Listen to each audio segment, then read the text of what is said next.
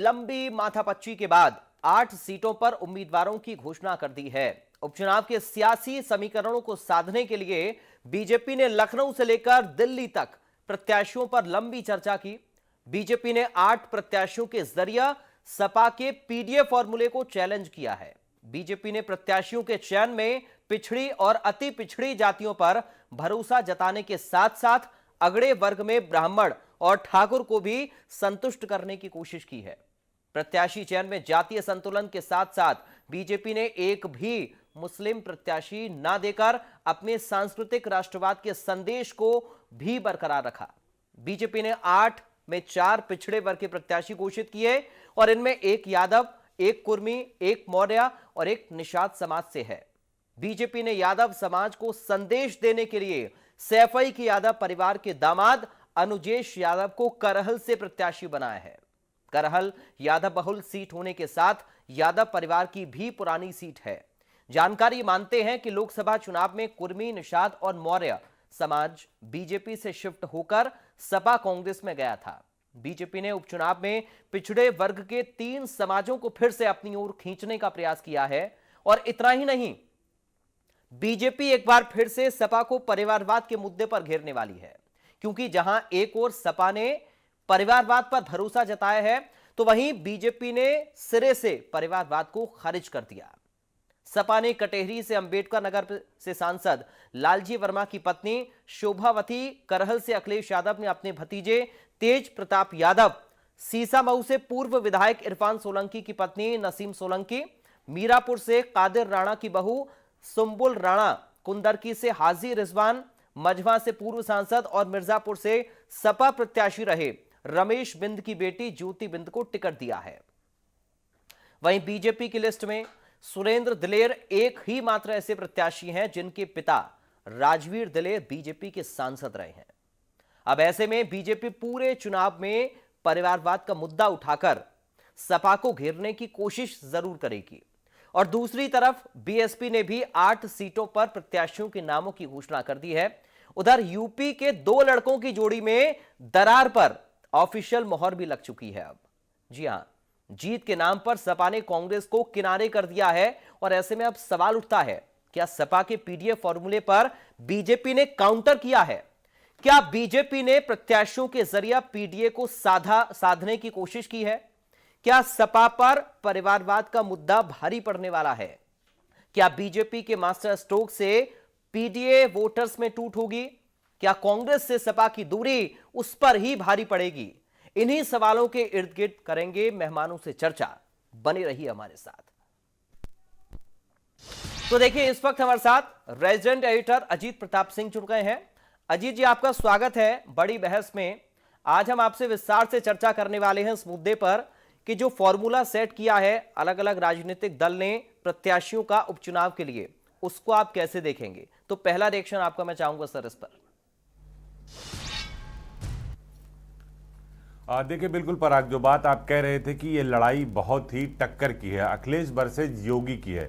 देखिए, इसमें भारतीय जनता पार्टी को पीछे कर लीजिए, समाजवादी पार्टी को पीछे कर लीजिए, ये लड़ाई सीधे अखिलेश वर्सेज योगी आदित्यनाथ होने वाली है। जो बात आपने कही कि परिवारवाद को लेकर हमेशा बीजेपी अखिलेश यादव पर अटैकिंग मूड में रहती है कि अखिलेश यादव परिवारवाद को बढ़ावा देते हैं, अपने परिवार के लोगों को लड़ाते हैं। लोकसभा चुनाव में भी आप देखिए, धर्मेंद्र यादव से लेकर डिम्पल यादव, अखिलेश यादव, अक्षय यादव, सभी लोग चुनाव मैदान में थे।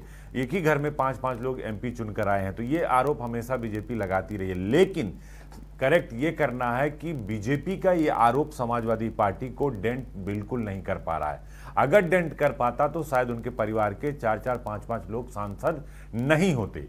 एक बार फिर अखिलेश यादव ने अपने उस पीडीए के फार्मूले को, अपने वो जो पिछला दलित और अल्पसंख्यक वाला फार्मूला है, उसको फिर अमल में लाया। अगर उनके प्रत्याशियों को देखें आप, तो अगर कटेहरी सीट की शुरुआत करते हैं, जो बड़ी सीट है जिसके खुद मुख्यमंत्री प्रभारी हैं योगी आदित्यनाथ, वहां पर लालजी वर्मा जो सांसद हुए हैं, विधायक, तो उनकी पत्नी शोभावती वर्मा को दे दिया। बीएसपी ने वहां से अमित वर्मा को दे दिया और बीजेपी ने धर्मराज निषाद को दे दिया कि ओबीसी वर्सेज ओबीसी कर दें। लेकिन अगर जाति समीकरण की बात करेंगे तो उसमें निषाद कहीं फिट नहीं बैठते। दूसरा, अगर दूसरी सीट की बात करें ज्योति बिंद का वोट मझवा सीट पर बहुत है। तो समाजवादी पार्टी ने अच्छे कैंडिडेट का चुनाव कहीं ना कहीं बिंद के तौर पर किया। वहां बीजेपी ने सुष्मिता मौर्य को दिया, जो एक बार विधायक रह चुके हैं, पिछली बार उनका टिकट कट गया था। संजय निषाद यानी निषाद पार्टी के खाते में सीट चली गई थी। इसके बाद देखिए नसीम सोलंकी यानी इरफान सोलंकी की पत्नी को टिकट दिया गया है। खैर से जो है वो डॉक्टर चारू कैन, कुंदरकी से हाजी रिजवान, मीरापुर से सुम्बल राणा, गाजियाबाद से सिंह राज जाटव, यानी जो समाजवादी पार्टी ने जो कैंडिडेट दिए, फूलपुर से मुस्तफा सिद्दीकी, तो वो अपने पूरे पीडीए के फार्मूले को अमल में ला रहे हैं कि पूरा पिछला दलित और अल्पसंख्यक पर पूरा दांव लगा दिया। अब आते हैं भारतीय जनता पार्टी पर। भारतीय जनता पार्टी ने तो एक तो बहुत ही विलंब से अपने प्रत्याशियों की सूची जारी की, यानी आज जारी हुई, और उन सूचियों में अगर आप देखें तो गाजियाबाद से संजीव शर्मा को दिया, मीरापुर से मिथिलेश पाल को दिया, कुंदरकी से रामवीर सिंह ठाकुर को दिया, खैर से सुरेंद्र दिलेर को दिया, सीसामऊ से सुरेश अवस्थी को दिया, कटेहरी से धर्मराज निषाद को दिया, मिर्जापुर से सुष्मिता मौर्य को दिया, करहल से अनुजेश यादव को दिया, फूलपुर से दीपक पटेल। अनुजेश यादव, करहल का जिक्र करेंगे हम पराग, क्योंकि जिसको बीजेपी ने प्रत्याशी बनाया अनुजेश यादव, वो धर्मेंद्र यादव के सगे बहनोई हैं, यानी अखिलेश यादव के बहनोई हैं, और तेज प्रताप यादव उनके भतीजे, उनके भाई हैं। तो आप देखिए कि सीधे बहनोई और साले के बीच में चुनाव आमना सामना हो रहा है। तो ये बहुत दिलचस्प होगा करहल का चुनाव। कांग्रेस पार्टी चुनाव में नहीं है। आपने देखा कि समाजवादी पार्टी और कांग्रेस के बीच जो चुनावी तकरार थी वो नजर आई, लेकिन कांग्रेस ने उससे अपने को बैक कर लिया, क्योंकि महाराष्ट्र और झारखंड में भी चुनाव हो रहा, वहां कांग्रेस अपर हैंड है, वहां समाजवादी पार्टी एक आध सीटों पर महाराष्ट्र में अबू आजमी की वजह से रहती, वरना नहीं रहती। तो अब समाजवादी पार्टी के साथ साथ ने पूरी सूची निकाल दी। बीएसपी ने भी इसमें पीछे नहीं हटी। हमेशा बीएसपी उपचुनाव नहीं लड़ती थी पराग, इस बार बीएसपी ने ऐलान किया कि हम उपचुनाव लड़ेंगे, क्योंकि वोटों के समीकरण का खेल है। अगर आपको राष्ट्रीय पार्टी बने रहना है, आपको क्षेत्रीय पार्टी बने रहना है, तो एक निश्चित वोट ऑफ परसेंटेज आपकी पार्टी को चाहिए चुनाव में, तभी आपकी राजनीतिक दल की मान्यता बरकरार रहेगी।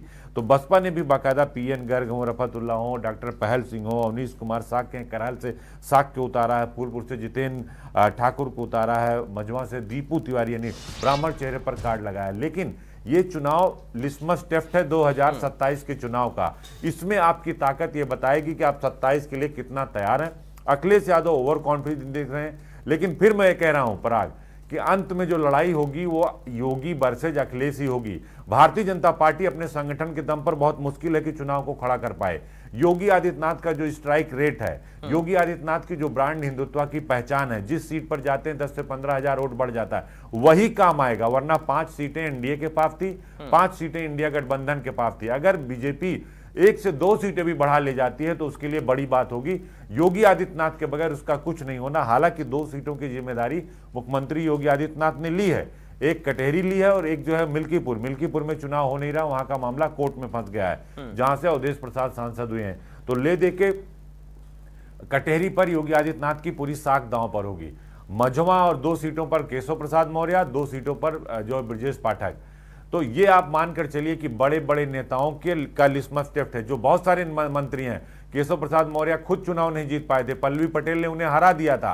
ब्रजेश पाठक लखनऊ में सीट बदलकर कैंट से चुनाव जीते थे, अगर उत्तरी पर लड़ते तो फिर हारते। तो आप देखिए जो जाति जो समीकरण है, जो वोटों का ध्रुवीकरण, सीट बदलकर आप जीतते रहिए, लेकिन जब आपको सीधे जनता के बीच जाना होगा तो वोटों का ट्रांसफर, वोटों का ध्रुवीकरण करने में ना ब्रजेश पाठक माहिर है, ना केशव प्रसाद मौर्य माहिर है, ना पार्टी का कोई और नेता माहिर है। तो अकेला योगी आदित्यनाथ है, जिनके दम पर बीजेपी 2022 में भी आई थी यहां सत्ता में, और उपचुनाव में भी योगी आदित्यनाथ के भरोसे ही बीजेपी है।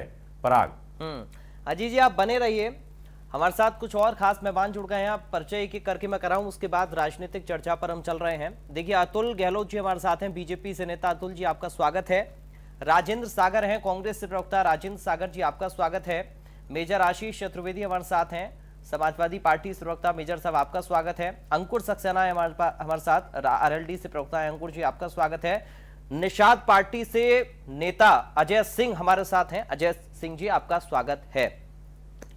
शुरुआत कर रहा हूं अतुल जी आपसे राजनीतिक चर्चा की। पहला रिएक्शन आपका चाहूंगा। प्रत्याशियों का ऐलान किया लेकिन बड़ी देरी हुई आपके प्रत्याशियों के ऐलान में, किस तरह की रणनीति, क्या कुछ तैयारी?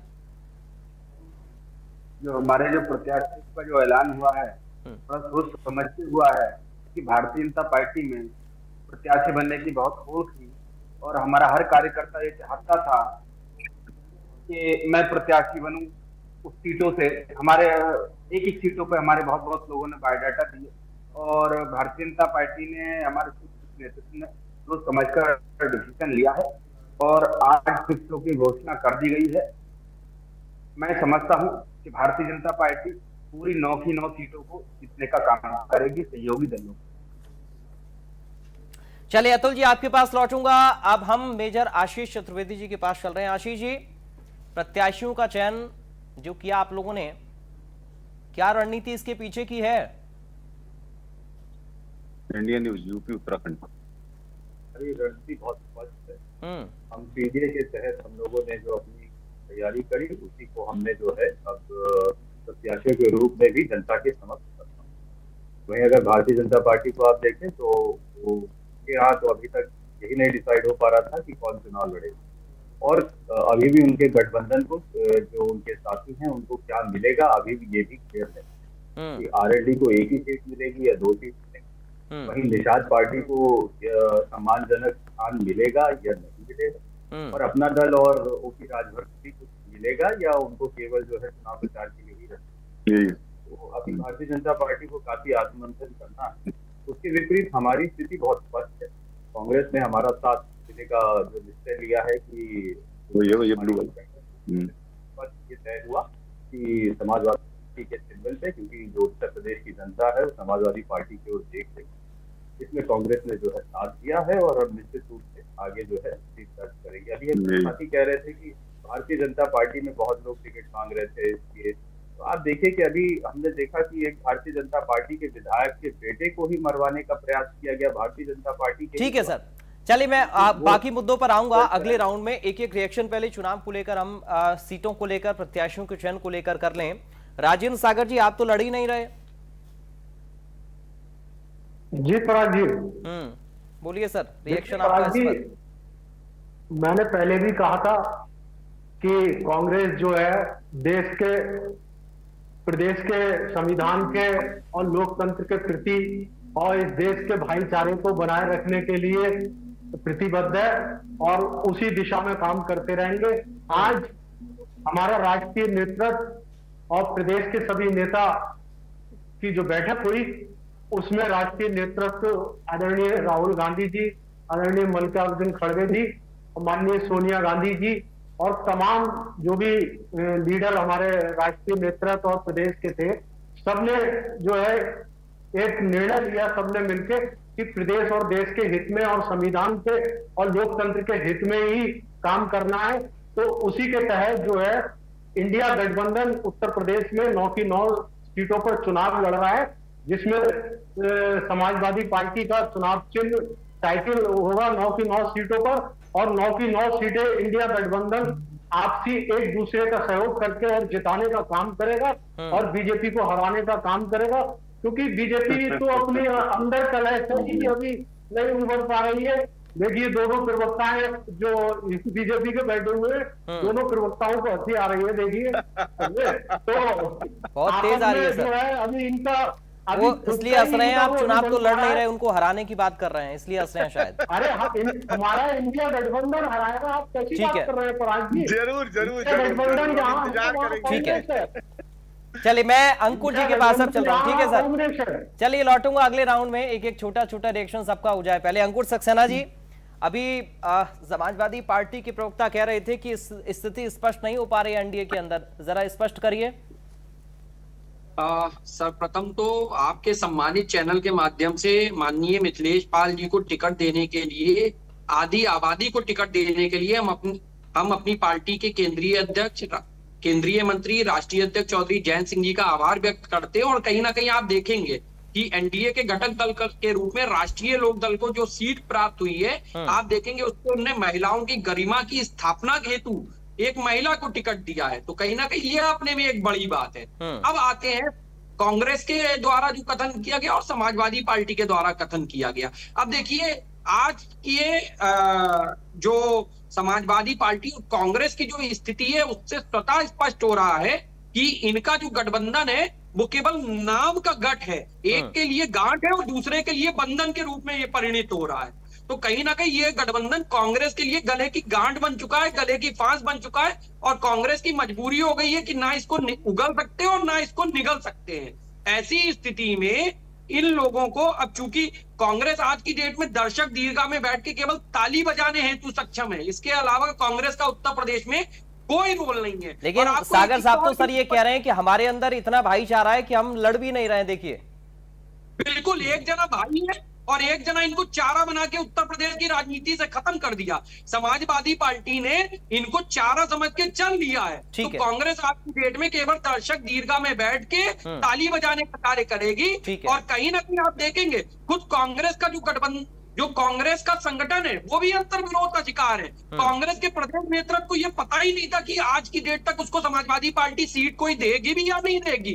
कांग्रेस के बयानवीर नेता जो हैं, और इस बात को कहने में भी कोई गुरेज नहीं है कि कांग्रेस के जब प्रदेश अध्यक्ष की जानकारी में नहीं था और कांग्रेस के जो सम्मानित प्रवक्तागण हैं तो उनकी जानकारी में होना तो बहुत ही दूर की बात है। ठीक है। तो केवल आप सम्मानित चैनल पे बैठ के अपनी इस खींच को मिटाइए। आपको ये भी कहना चाहिए कि अपने केंद्रीय नेतृत्व तक बात पहुंचाइए कि उत्तर प्रदेश में अब कांग्रेस का जो कार्यालय है उसको भी वो ताला लगाकर बंद कर ठीक है। दें। अजय सिंह जी, हाँ जी, हाँ जी। क्या स्थिति है सर, बताइए। विपक्ष के नेता ये कह रहे हैं कि एनडीए की स्थिति विपक्ष स्पष्ट का नहीं जो है। कुछ भी है वो सिर्फ और सिर्फ मुगालते में बैठी हुई एक व्यवस्था है।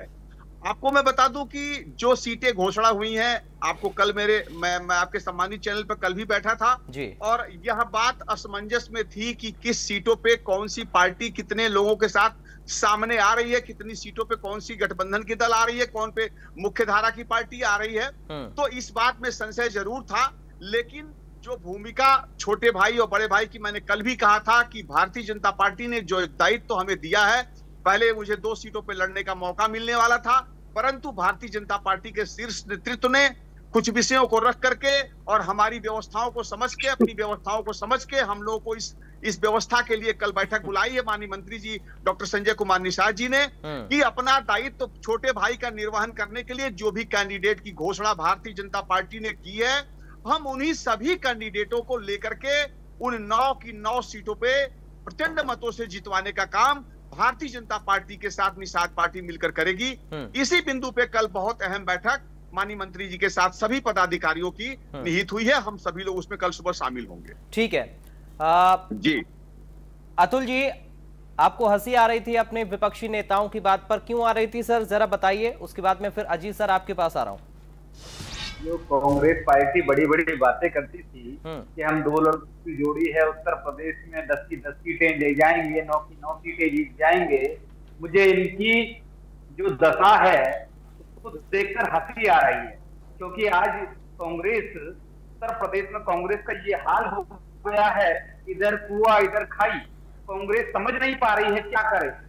कांग्रेस जब अखिलेश यादव कांग्रेस को सीट बिल्कुल भी देने के पक्ष में नहीं है, तो कांग्रेस के नेता ये कह रहे हैं कि हमने तो एक भाई होने के नाते सीट छोड़ दी, गलत है।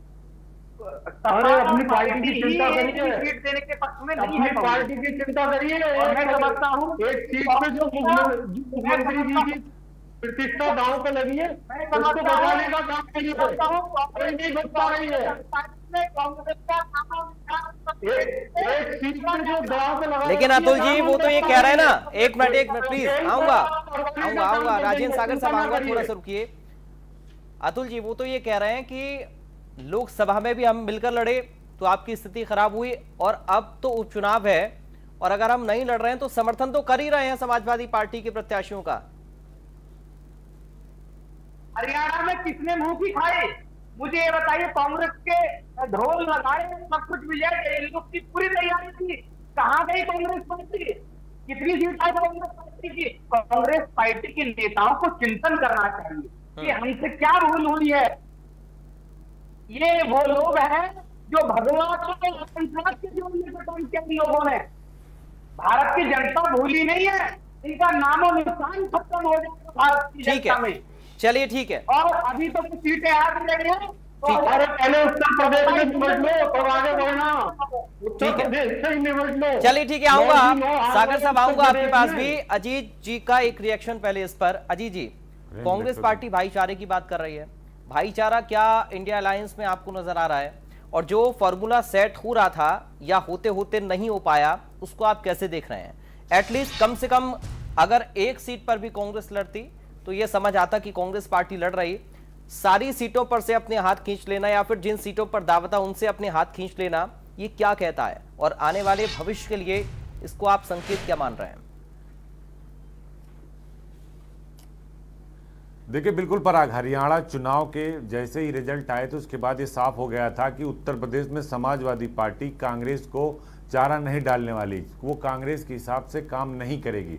कांग्रेस के प्रदेश अध्यक्ष जो हैं अजय राय, वो मझवा सीट से चुनाव लड़ना चाहते थे, लेकिन समाजवादी पार्टी ने वहां पर पहले ही ज्योति बिंदु को टिकट दे दिया था, उन्होंने अपना प्रत्याशी पहले ही घोषित कर दिया था, बात नहीं बन पाई।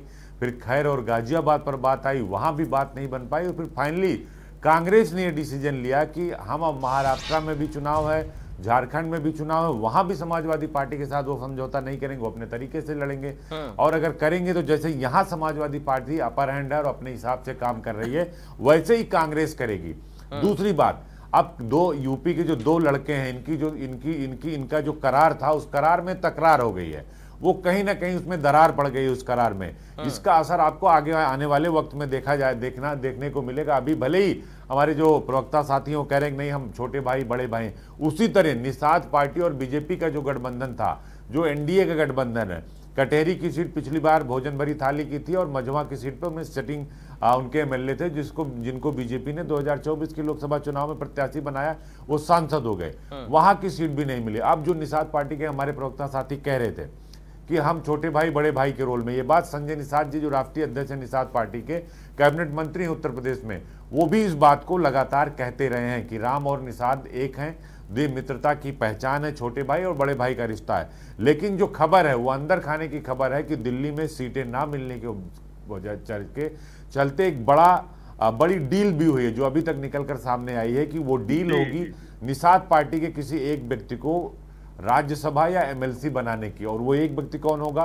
संजय निषाद के बड़े बेटे प्रवीण निषाद, जो संत कबीर नगर से लोकसभा चुनाव हारे हैं। तो जो पूरी ये रणनीति थी कि या तो हमें सीट दीजिए या फिर इसका हमें फायदा मिले, तो बीजेपी ने उन्हें जरूर लॉलीपॉप दे दिया। लेकिन चूंकि भारतीय जनता पार्टी है, ये जब तक हो ना जाए तब तक आप मानिए नहीं, जब तक आप उसके चुन न लिए जाए, जब तक आपको फॉर्म ए बी न मिल जाए, जब तक आपको सिंबल न मिल जाए, तब तक आप मुतमईन मत होइए। तो अब ये देखिए निषाद पार्टी की मजबूरी है।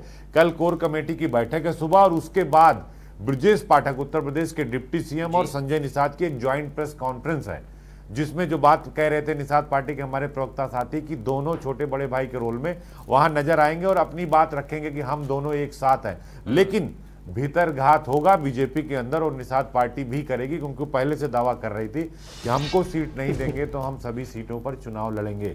तो अभी बहुत दिलचस्प, बहुत ट्विस्ट आने वाला है चुनाव में पराग। चलिए जाऊंगा इस पर एनडीए की चर्चा के लिए आरएलडी और निषाद पार्टी की प्रवक्ता के पास, लेकिन उससे पहले राजेंद्र सागर जी, जब मध्य प्रदेश में चुनाव हुआ तब ये आपके ऊपर आरोप लग रहे थे कि आप समाजवादी पार्टी को कुछ समझ नहीं रहे हैं, और अब देखिए उत्तर प्रदेश में वही समाजवादी पार्टी आपके साथ कर रही है, ऐसा है क्या? नहीं, देखिए हम तो देखिए देश के लिए, संविधान के लिए, लोकतंत्र, भाईचारे के लिए खड़े हुए हैं और हमेशा खड़े रहेंगे।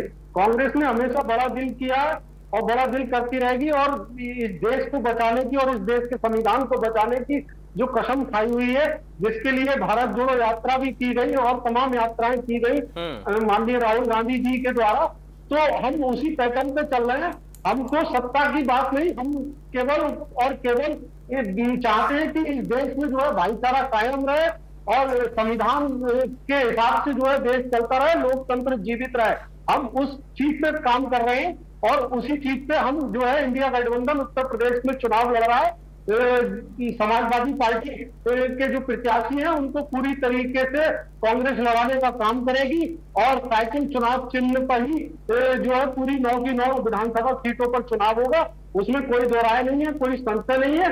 और रह गई बात बाकी चीजों की, तो कोई नहीं, आगे भी देखिए इंडिया गठबंधन हमेशा एक साथ ही रहेगा, जैसे आज चल रहा है वैसे आगे भी चलेगा। कोई आगे तो अब 27 का चुनाव आएगा सर यूपी में। नहीं, 27 में भी साथ लड़ेंगे और 27 में उत्तर प्रदेश में सत्ता चेंज करने का काम करेंगे, इंडिया गठबंधन करेगी और इंडिया गठबंधन जो है उत्तर प्रदेश में सरकार बनाने का काम करेगी।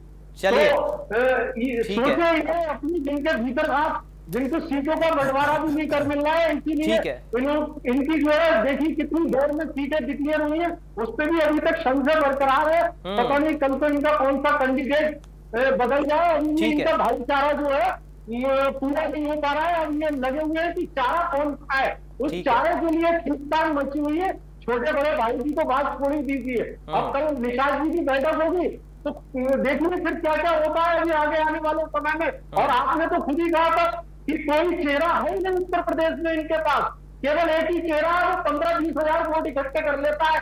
तो ये 15-20 हजार वोटों पे ही सिलेक्ट के रह जाने पूरी 9 की 9 सीटों पे, इसके आगे इन्हें बढ़ना नहीं है। ठीक है मेजर साहब, हरियाणा के नतीजों के बाद जब एक साथ 6 सीटों पर प्रत्याशियों का ऐलान किया आप लोगों ने, तो क्या वो संकेत था कि राजा तो हम ही हैं उत्तर प्रदेश के विपक्ष के तौर पर, गठबंधन में चाहे कोई भी हो? देखिए ये बात तो आपने सही कही कि राजा तो हम ही है उत्तर प्रदेश विपक्ष के तौर पर। नहीं, ये संदेश विपक्षी गठबंधन में, विपक्षी पार्टियों में, ये संदेश यूपी के अंदर ये संदेश कांग्रेस के लिए नहीं था, ये भाजपा के लिए था। आपने जो बात की मैंने उसको तो सर कांग्रेस को सीटें क्यों नहीं मिली? फिर कांग्रेस क्यों नहीं लड़ रही है? ऐसा तो कोई मुझे नहीं लगता ऐसा कोई राजनीतिक दल होगा जो चुनाव ना लड़ना चाहे, तो राजनीति क्यों कर रहे हैं फिर? देखिए हमारा गठबंधन है और हमारा गठबंधन जीतने जा रहा है। ये गठबंधन में सर ये थोड़ी ना होगा कि आप सभी सीटों पर हमारे गठबंधन में क्या होगा ये हम बताएंगे। समर्थन ही करेगी, कुछ ना कुछ तो खिचड़ी पकी होगी होगी सर। पराग जी, हमारे गठबंधन में क्या होगा ये तो बेहतर हम ही बता पाएंगे ना। आप तो पूछ सकते हैं, जवाब तो हम ही देंगे। बताइए, जवाब दीजिए। जवाब दिया ना कि 9 की 9 सीटों पे हम जीतने जा रहे हैं। और भारतीय जनता पार्टी से कोई क्यों विधायक भी बनना चाहता है वो भी बता दूं, क्योंकि अभी जो दंगे हुए बहराइच, उसके साथ जो भारतीय जनता पार्टी के स्वयं विधायक हैं उन्होंने जाके बताया कि मेरे बेटे की हत्या करवाने की कोशिश मेरे ही पार्टी के नेताओं ने की और ये गोलियां चलाने और पत्थरबाजी, उन्होंने ही एफआईआर करा। वहां से जनता ने स्पष्ट तरीके से समझा। दूसरा, अभी एक भारतीय जनता पार्टी के विधायक को कुछ वकीलों ने थप्पड़ मारी, सबने देखा कि बहुत मारा थप्पड़ उनको। वो तो विधायक से पुलिस भी खड़ी हुई। यह है कानून व्यवस्था आपकी कि आप ही की सरकार में आपका विधायक पिट रहा है इस तरीके से, जैसे कि गली मोहल्ले का कोई छोटा उठाई गिरा गुंडा हो, उसको पीटते हैं लोग ऐसे और सबके सामने। और आज तक जिन लोगों ने पीटा उसके खिलाफ एफआईआर तक नहीं दर्ज हुई। कौन बनना चाहेगा ऐसी पार्टी के विधायक जहाँ ये स्थिति है, जिसके अपने कार्यकर्ता अपने नेता जो है उसके विधायक के बेटे को मरवा दे और जो विधायक है उसको सरेआम पीटा जाए। ये तो कानून व्यवस्था का हाल है। जब समझिए कि भारतीय जनता पार्टी के विधायकों की ये स्थिति है, तो जो आम जनता है, आम जनमानस, उसकी क्या स्थिति होगी, इसकी कल्पना कोई हर एक व्यक्ति खुद कर। ठीक है अजय सिंह जी, अजीत जी ने जो बातें कही हैं उससे बहुत सारी चीजें आपको स्पष्ट हुई होंगी और आप मुझे लगता है जवाब भी उस पर देना चाह रहे थे, तो जरा रखिए अपना जवाब। देखिए अजीत जी ने जो बात कही है वो सुनने जैसी तो है, लेकिन मैं उसमें कुछ चीजों को खोल के खुलासा देना चाहता हूं। जब भी दो दलों का गठबंधन होता है तो कोई न कोई विचारों की सहमति, कोई न कोई एजेंडे की सहमति या कोई न कोई आपके प्रारूप की सहमति बनती है, तभी जाके कोई न कोई गठबंधन के दल एक दूसरे से शेक हैंड करते हैं या हाथ मिलाते हैं। हाँ। निषाद पार्टी, भारतीय जनता पार्टी निरंतर एक दूसरे के सहयोग से निरंतर एक दूसरे की सीटों के लिए काम करते हुए आ रहे हैं। भारतीय जनता पार्टी ने जिन सीटों का दायित्व तो हमें जिताने के लिए दिया, मेरे गठबंधन में मुझे मिली सीटों के अलावा 43 सीटों पे हमने जाके काम किया। और आपको ये जानकारी भी होगी 22 के चुनाव में हमने 100% मतदान उनके पक्ष में करवा के और 43 सीटों पे जीत का काम किया, जिस पे भारतीय जनता पार्टी ने हमें सराहा भी। हमें जो सीट मिली थी वो सारी की सारी ऐसी सीटें थी जो भारतीय जनता पार्टी अपने दम पर अकेले जीतने में असहज थी। हम उन सभी सीटों को जीत करके, जो उनके लिए कठिनतम सीट थी, हमने उन सभी सीटों को जीत के गठबंधन धर्म निभाया। अब भारतीय जनता पार्टी का दायित्व था कि हमें इस उपचुनाव में भी साथ लेके चलती, परंतु जो 3 दिन की बैठक हुई है, माननीय मंत्री डॉक्टर संजय कुमार निषाद जी ने भारतीय जनता पार्टी के शीर्ष नेतृत्व के साथ बैठक करके अपने सामंजस्य को बनाया है। उनके सामंजस्य में ये बातें निकल के आई हैं कि अभी आपको हमारे साथ जुड़ के हमारे लिए काम करना है, आपकी सीटें हम 2027 में जो आपके हिस्से की होगी हम जरूर देंगे। और एक यही कारण था कि 2027 हम लोग भारतीय जनता पार्टी के साथ फतेह करके और प्रचंड बहुमत ला करके अजय जीत सिंह का जी, सेहरा 27 देंगे। का चुनाव तो बड़ा होगा ही, लेकिन क्या जी अब ये हाँ। समझा जाए कि आप भी कांग्रेस की स्थिति में ही खड़े हुए हैं? नहीं, हम कांग्रेस की स्थिति में बिल्कुल नहीं है। हम तो पहले से अलायंस दल के हैं, हम तो सत्ताधारी दल के साथ वो हैं। भी तो और अलायंस हम लोकसभा में भी तो लड़े वो लोग अलायंस में। जी जी जी बिल्कुल। हम तो लोकसभा साथ में लड़े थे ही। हम लोकसभा साथ में लड़े थे। हमने साथ में लड़ने के साथ साथ उन सीटों पर जीत का काम किया जहां पे भारतीय जनता पार्टी अपने को हमारे साथ जोड़ के देखती थी, और हम उन सीटों पर उनके लिए काम करते हुए आ रहे हैं। हमारा उनके साथ सामंजस्य निरंतर बना हुआ है, कहीं कोई मतभेद हमारे बीच नहीं है। हाँ, ये जरूर है कि 2022 के बाद जो ये उपचुनाव हो रहे हैं, इन सीटों पे हम 2 सीटों के लिए दावेदारी रखते थे। 2027 में क्या प्रारूप तय हुआ है, ये कल की बैठक में माननीय मंत्री जी भी हैं और पाठक जी भी हैं, उप मुख्यमंत्री साहब, हम दोनों की एक कोर टीम की बैठक होने जा रही है कल सुबह। उसमें सभी बातें स्पष्ट हो जाएंगी। लेकिन इस बात को मैं आपके सामने अब भी अपने विवेक से रखना ये चाहता हूं कि भारतीय जनता पार्टी निषाद पार्टी के गठबंधन में कहीं भी कोई संशय, कोई द्वेष, कोई कटुता, कोई मतभेद नहीं है, और ना होने की कई कारण हैं। जैसे कई सीटों पे जहां उनको मेरी आवश्यकता है, हम भाई से भाई के कंधे से कंधे मिला के चलने वाला काम करते हैं।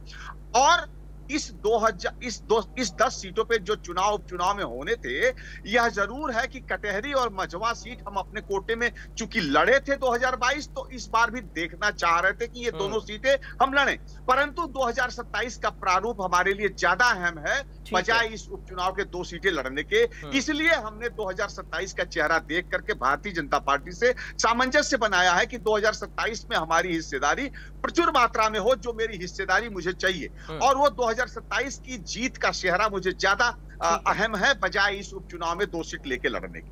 ठीक है अजीत जी, एक रिएक्शन इस पर मैं चाहूंगा आपका, उसके बाद मैं अंकुर जी आपके पास आऊंगा। 27 के लिए लॉलीपॉप क्या अभी का डैमेज कंट्रोल आप मान रहे हैं या फिर भविष्य की कोई रणनीति है? देखिए, बिल्कुल ये अभी का डैमेज कंट्रोल करने की कोशिश है, लेकिन आपको 2 चीजों की याद दिलाते हैं। 2 तरह के पोस्टर लखनऊ में देखने को मिले पिछले 2 दिनों में। एक 27 का सत्ताधीश अखिलेश यादव का पोस्टर लगा था समाजवादी पार्टी और उनके घर के बाहर। दूसरा एक पोस्टर लगा था जो योगी आदित्यनाथ ने कहा था बटोगे तो कटोगे। अब दोनों पोस्टरों के मायने, दोनों पोस्टरों के सियासी मायने, एक आप सोच रहे हैं कि हम 27 में आ रहे हैं इसलिए 27 के सत्ताधीश हैं, दूसरे पोस्टर में है बटोगे तो कटोगे, और जो दूसरे पोस्टर में लाइन लिखी हुई है बटोगे तो कटोगे, इसका असर आपने हरियाणा चुनाव में देख लिया है। और हरियाणा के चुनाव में ये बिल्कुल क्लियर कट है कि वहां पर योगी आदित्यनाथ का जो जीत का स्ट्राइक रेट था वो सबसे ज्यादा था। तो इस बात से आप अंदाजा लगाइए कि इन 2 पोस्टरों से क्या 27 की राजनीति तय होगी? बिल्कुल नहीं तय होगी। और अभी 27 के चुनाव में बहुत कुछ होना बाकी है और बहुत सारी परिस्थितियां बदलेंगी। सियासत और क्रिकेट या अनिश्चितताओं का खेल, इसमें कभी भी जो है कुछ भी संभव हो सकता है। लेकिन ये एक बात मान के पराग चलिए कि जिस तरह की परिस्थितियां हैं, ये चुनाव जो अभी हो रहा है, उपचुनाव जो 9 सीटों पर, ये लिटमस टेस्ट है। मैंने पहले भी कहा, इसका जीत और हार ये बताएगा कि कौन पार्टी कितने पानी में है और किसके साथ कितना जनाधार है। क्या 2024 के लोकसभा चुनाव में जो आरक्षण और संविधान के नाम पर समाजवादी पार्टी इंडिया गठबंधन को वोट मिले थे, क्या वो वोट उनके पास अभी भी स्थिर है या फिर भारतीय जनता पार्टी ने उन वोटों में सेंध लगाने में कामयाबी हासिल कर ली है? कागजी और बगैर ग्राउंड जीरो पर किए जो बड़े बड़े नेता ये बातें कर रहे हैं, वो चाहे सरकार के मंत्री हो चाहे विपक्ष के नेता हो, आपको ग्राउंड जीरो पर जाकर जनता के नब्ज को टटोलना होगा। और देखिए, जनता बहुत होशियार हो चुकी है और कहते हैं फिल्मी डायलॉग है कि पब्लिक है, सब कुछ जानती है। पोस्टर से, टीवी डिबेट से और आपके 2 बयानबाजी से जनता अपना मन नहीं बदलती। तो सीटों को जो परिणाम होगा हार और जीत का, वो तय करेगा कि कौन सी पार्टी में कितना दम है। और 22 वाली पार्टियां जो अब उपचुनाव लड़ रही हैं, उनकी 27 में क्या तैयारी है, ये मैसेज बहुत दूर तक जाएगा। कहावत है कि बात निकली है तो दूर तक जाएगी, और इसकी हार जीत का जो परिणाम होगा ये बहुत कुछ तय करने वाला है। एक बात मैंने पहले भी कहा और फिर कह रहा हूं कि ये चुनाव पार्टियों के बीच नहीं बल्कि अखिलेश और वर्सेस योगी आदित्यनाथ के बीच होगा। और दोनों ही पार्टियों में भीतरघात का जो सबसे ज्यादा खतरा है वो बहुत ही बड़ा खतरा है, और इनको इस पर डैमेज कंट्रोल करना पड़ेगा। पोस्टर लगाने से 27 का सत्ताधीश और बटोगे तो कटोगे, ऐसे पोस्टर लगाने से कुछ होने वाला नहीं है। आपको जमीन पर जाकर काम करना होगा। अगर आपका बूथ नहीं मजबूत है, अगर आपका मन जो है ब्लॉक नहीं मजबूत है, आपकी तहसील नहीं मजबूत है, आपके कार्यकर्ता नहीं मजबूत है, जो आपकी बैकबोन है, तो आपको सरवाइव करना बहुत ही मुश्किल होगा पराग। और ये सभी पार्टियां जानती हैं। बीएसपी ने इस बार चुनाव में अपने प्रत्याशी उतारे हैं। वो कई सीटों पर समाजवादी पार्टी का खेल बिगाड़ेगी, तो कई सीटों पर भारतीय जनता पार्टी का भी खेल बिगाड़ेगी। तो बीएसपी को भी हल्के में मत लीजिए। सीटें भले ना जीते, लेकिन समीकरण बदलने में वो आज भी अपनी हैसियत रखती, क्योंकि उसके पास अपना एक वोट बैंक है। अजीत जी, अगर मैं सही हूं तो मायावती बहुत ज्यादा एक्टिव है। इससे पहले उपचुनाव में इतना एक्टिवनेस वो दिखाती नहीं थी, लड़ती नहीं थी पराग, उपचुनाव लड़ती नहीं थी बहुजन समाज पार्टी। वो कभी भी उपचुनाव नहीं लड़ती थी। अब पहला चुनाव है जिसमें मायावती चुनाव लड़ेंगे, और इसके पहले एक बार जलालपुर में हुआ था जिसमें लालजी वर्मा की बेटी छाया वर्मा लड़ी थी, और लालजी वर्मा ने खुद डिमांड की थी कि मैं लड़ना चाहता हूं, तो उन्हें वहां पर टिकट दे दिया गया था। और ये पहली बार है जबकि मायावती ने कहा कि हम सारी सीटों पर उपचुनाव लड़ेंगे और अकेले दम पर लड़ेंगे, अभी भी और 27 भी। तो ये कहीं ना कहीं दूसरी पार्टियों के लिए बड़ी मुश्किल का काम है, क्योंकि जो वोटों का ध्रुवीकरण हो रहा था, जो बहुजन समाज पार्टी का बेस वोट है, दलित वोट बैंक, वो जो लेफ्ट राइट हो रहा था, इधर उधर जा रहा था, उसको रोकने की कोशिश मायावती की तरफ से की गई है। और आप चंद्रशेखर रावण को भी इग्नोर नहीं कर सकते। वो भी कई सीटों पर अपने प्रत्याशी लड़ाते हैं, और उनका भी असर है। वो जहां जाएंगे वो भी कुछ परसेंटेज वोट काटेंगे। तो इतना आसान नहीं है बीजेपी और समाजवादी पार्टी दोनों के लिए। टक्कर कांटे की होगी, लेकिन कई सीटों पर समाजवादी पार्टी और बीजेपी को बीएसपी जो है वो त्रिकोणीय मुकाबले में लाकर खड़ा करेगी, जहां इन सभी पार्टियों को अपना पूरा दम दिखाना होगा, जाति समीकरण साधना होगा, और अपने वर्कर्स की जो नाराजगी है उसको दूर करना होगा। और ये सिर्फ दौरा करने से, मंत्रियों के प्रवास करने से, मंत्रियों के जिले में जाने से और आने से, प्रोटोकॉल लगाने से कुछ नहीं होने वाला। आपको ग्राउंड जीरो पर जाना ही पड़ेगा, वो चाहे सत्ता पक्ष हो चाहे विपक्ष हो। पराग, ठीक है सर, मैं लौटूंगा अजीत जी आपके पास। सागर साहब और मेजर साहब आपके पास भी आऊंगा। जिस लिटमस टेस्ट की बात कर रहे थे अजीत जी, उस पर डिस्कशन आपसे मैं करूंगा, लेकिन उससे पहले आपने जो सवाल उठाए उस पर अंकुर जी से एक सवाल। अंकुर जी, बार बार कह रहे हैं आपके विपक्ष के दोनों साथी कि अभी तय नहीं है। सब कुछ तय होने के बाद भी उनको क्यों लग रहा है कि एनडीए में तय नहीं है? पराग जी देखिए, जैसा कि मैंने पहले भी कहा था और जो बातों से निकल के आया कि ये लोग बड़े आशाओं पे जी रहे हैं। इनको ऐसा लगता है कि बिल्ली के भाग्य से छीका टूटेगा और इनको प्राप्त हो जाएगा। दूसरी सबसे महत्वपूर्ण बात है कि जो 9 सीटों का उपचुनाव हो रहा है, तो आप सबके समक्ष एक प्रश्न उठता है और आम जनमानस से समक्ष भी प्रश्न उठता है कि वो एनडीए को क्यों चुने और वो सो कॉल्ड इंडिया गठबंधन को क्यों चुने। रीजन है, एनडीए के पास आने के लिए हमारे पास जो है मोदी जी का विजन है, योगी जी का नेतृत्व है, और कहीं ना कहीं आप देखेंगे एक स्थायित्वपूर्ण सरकार है। उत्तर प्रदेश में हमारी सरकार है, सेंट्रल में हमारी सरकार है, और अगर 9 की 9 सीटों पर हमारी पार्टी के विधायकगण जीतते हैं तो कहीं ना कहीं उस क्षेत्र में विकास जो है बहुत तेजी के साथ होगा। और कहीं ना कहीं आप देखेंगे उत्तर प्रदेश में स्थायी सरकार के में कहीं ना कहीं बढ़ोतरी होगी। समाजवादी पार्टी, क्योंकि अब इंडिया गठबंधन उनकी कोई चीज रह नहीं गई है, वो तो सो कॉल्ड गठबंधन रह गया है, क्योंकि कांग्रेस को केवल ताली बजाने के लिए। कांग्रेस आज की डेट में ये जानती है कि अगर इन 9 की 9 सीटों पर समाजवादी पार्टी का सुपड़ा साफ होगा तो वो बड़ी मासूमियत के साथ ये जवाब दे देंगे कि साहब हम तो फील्ड में थे ही नहीं, अगर हमारे प्रत्याशी होते तो समाजवादी पार्टी को ये दुर्दिन नहीं देखना पड़ता। रही सवाल समाजवादी पार्टी की, तो समाजवादी पार्टी के पास आज की डेट में केवल 3 डायलॉग रह गए हैं। समाजवादी पार्टी चिल्लाती है पीडीए, समाजवादी पार्टी चिल्लाती है संविधान बचाओ, समाजवादी पार्टी कहती है कि एक वर्ग विशेष के ऊपर अत्याचार हो रहा। इसके अलावा समाजवादी पार्टी के पास आज की डेट में कोई मुद्दा नहीं रह गया।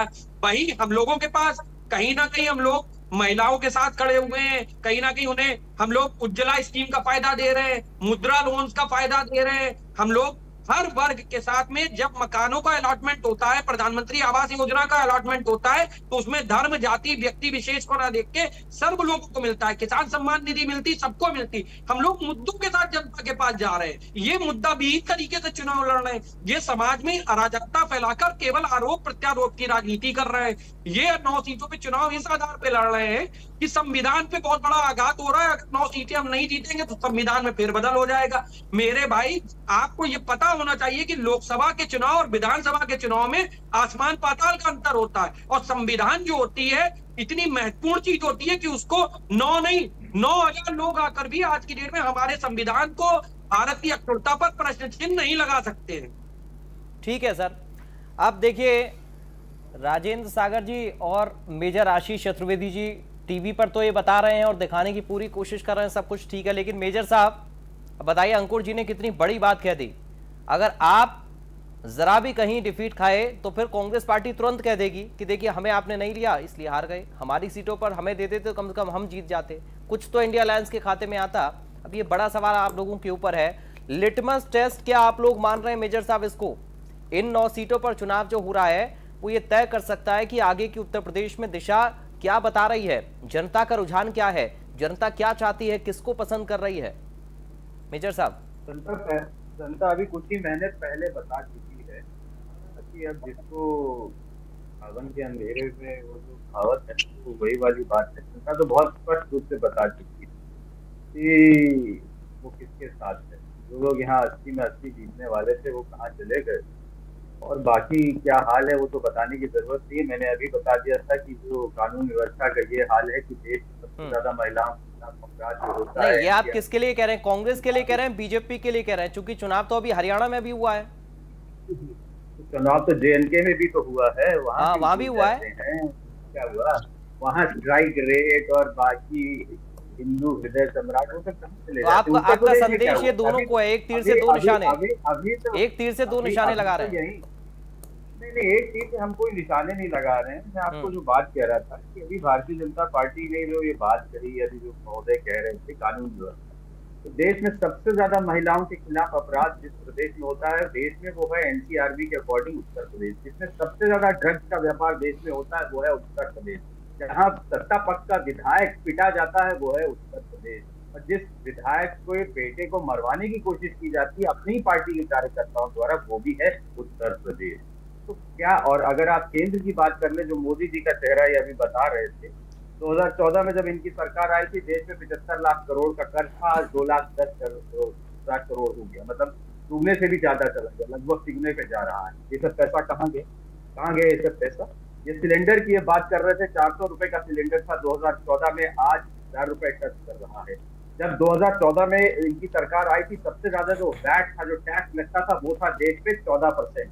आज 30% तक इन्होंने जो है कहीं ना कहीं टैक्स पहुंचा रखा कई चीजों पे, और कितनी ज्यादा फाइन, कितनी ज्यादा हर चीज पे टैक्स। तो कफन, दूध, उससे भी आज तो अंग्रेजों ने भी नहीं वसूला इतना टैक्स जितना ये वसूल रहे। और बनाया क्या? बातें करते हैं हम विकास की, अरे आपके योगी जी जिस ऑफिस में बैठते हैं वो अखिलेश यादव ने बनवाया। जिसने उसने शपथ ग्रहण करी योगी जी ने आपके, वो भी अखिलेश यादव ने बनाया। जिस सड़क पे चल के वो गोरखपुर जाते हैं वो भी अखिलेश यादव ने बनवाई। और जहां कहीं आपके जो नेता जब बीमार हो जाते हैं, लोहिया हॉस्पिटल आते हैं, तो वो भी अखिलेश यादव ने बनाया। जब सुबह आपके नेता जब टहलने जाते हैं जनेश्वर पार्क में या लोहिया पार्क में, वो भी अखिलेश यादव ने बनाया। जब कोई महिला कहीं फंस जाती है और फोन करती है तो डायल 100, वो भी अखिलेश यादव ने बनवाया, जिससे आपने 12% GST लगा के नाम बदल दिया। और फिर आपने यहाँ इस तरीके के काम आप लोगों ने किया, अपना कुछ नहीं किया, केवल नाम बदलने। ठीक है, चलिए आप ये कह रहे हैं कि यही हमारे मुद्दे, इन्हीं मुद्दों पर आप 27 में भी लड़ेंगे और उपचुनाव भी इन्हीं मुद्दों पर आप लड़ रहे हैं। राजेंद्र सागर साहब, आप तो लड़ रहे हैं, और लिटमस टेस्ट अब किसका होगा? बीजेपी का होगा या समाजवादी पार्टी का होगा या आप दोनों का होगा, सपा कांग्रेस का? देखिए पराग जी, सबसे पहले टेस्ट तो इन लोगों का होगा, जैसे अंकुर जी अभी कह रहे थे। तो इनके लिए जो है ये वो कहते हैं ना कि गाली दिल बहलाने के लिए ख्याल अच्छा है, तो इनका तो कोई अपना वही नहीं है। ये जैसे एक दवा कंपनी का अमार होता है ना, अगर दूसरी कंपनी से अच्छा वो मिल जाता है तो वो उसमें चला जाता है। अभी कुछ दिन पहले तक ये अखिलेश यादव जी के गुणगान कर रहे थे, आज मोदी जी, योगी जी के गुणगान कर रहे हैं। तो इनका तो कोई वो नहीं है, एक सोने की पालकी, और बातें इतनी बड़ी बड़ी करते हैं, समझे। अब इन्हें एक सीट देके वो भी झटके से दे दी गई है, और असली टेस्ट तो इन्हीं लोगों का होने वाला है। हमारे अजय सिंह जी का होने वाला है, अंकुर सक्सेना जी का होने वाला है। ये जो है ये देखें कि इनका टेस्ट जो होने वाला है अंकुर अभी जी, 2027 में, ये 2027 में अभी कहाँ होंगे इनका पता नहीं है। अभी ये कहाँ होंगे ये अपने बारे में सोचे, समझे? अरे कांग्रेस तो 1947 है और कांग्रेस ने भी देश बनाया और आज भी देश थोड़ा कांग्रेस है। आप कहाँ हो? ये जरा जवाब दो।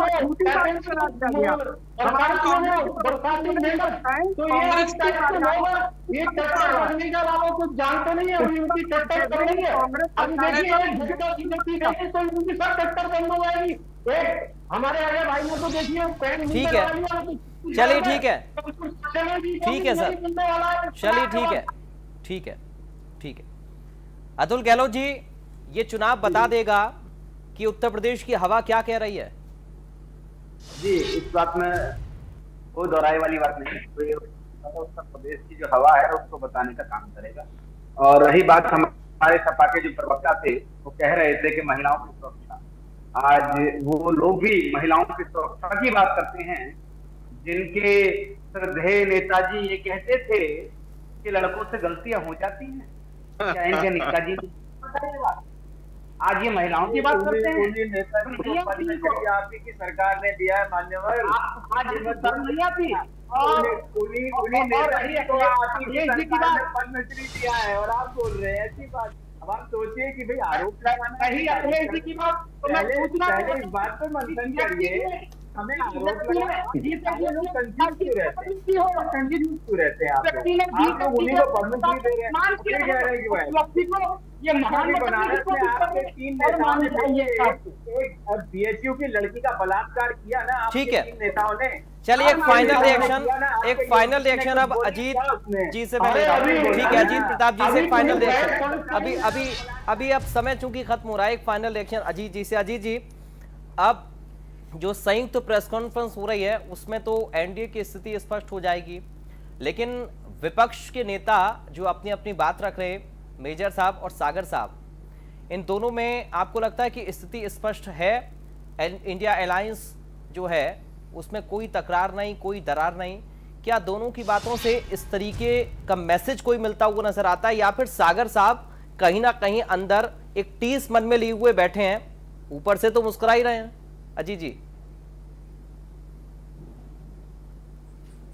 बिल्कुल पराग, जो करार है उसमें तकरार भी है और उसमें दरार भी है। अब दोनों ही पार्टियों ने अपनी स्थिति स्पष्ट कर ली है। इसका मतलब यह है कि जहां पर कांग्रेस पार्टी मजबूत है वहां समाजवादी पार्टी को कोई सीट नहीं मिलेगी, और जहां समाजवादी पार्टी मजबूत है, जैसे उत्तर प्रदेश उदाहरण के तौर पर, वहां कांग्रेस को कोई सीट नहीं मिलेगी। तो ये बिल्कुल कहीं ना कहीं अब एक तरह से अंडरस्टैंडिंग है कि भाई अगर समाजवादी पार्टी कांग्रेस की इच्छा के मुताबिक उनको 2 सीटें नहीं दे रही तो उन्होंने कहा कि भाई नहीं, हमें कोई सीट नहीं चाहिए, आप लड़ लीजिए। आप जब महाराष्ट्र में आएंगे, आप जब दूसरे स्टेट में लड़ने आएंगे तो वहां कांग्रेस पार्टी मजबूत है, तो वहां वो अपने हिसाब से लड़ेंगे, वो आपको भी सीटें नहीं देंगे, आपकी शर्त को नहीं मानेंगे। हालांकि गठबंधन नहीं टूट रहा है, गठबंधन टूटने जैसी कोई बात नहीं है। सीटों को लेकर जो एक हुआ है कि हम आपके साथ नहीं रहेंगे, हम आप अपनी जगह लड़िए, हम अपनी जगह लड़ेंगे। दूसरी बात, यही बात निषाद पार्टी और भारतीय जनता पार्टी के साथ भी है।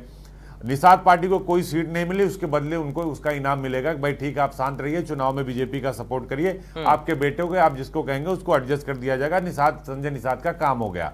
जिसलिए संजय निषाद सीट मांग रहे थे वो मकसद उनको पूरा होगा, किसी से छुपा नहीं कि निषाद पार्टी सीट क्यों मांगती है। अगर बाद में इस पर भी बात आ गई थी कि अगर सीट नहीं है तो हमारा कैंडिडेट ले लीजिए, सिंबल अपना दे दीजिए। अब कुल मिलाकर जो उत्तर प्रदेश का चुनाव है 9 सीटों पर, वो चाहे गाजियाबाद का हो, मीरापुर का हो, करहल का हो, खैर का हो, सीसामऊ का हो, फूलपुर का हो, मझवा का हो, कटहरी का हो, इन सभी सीटों पर बिल्कुल स्थिति स्पष्ट है कि बहुत ही जोरदार टक्कर होगी।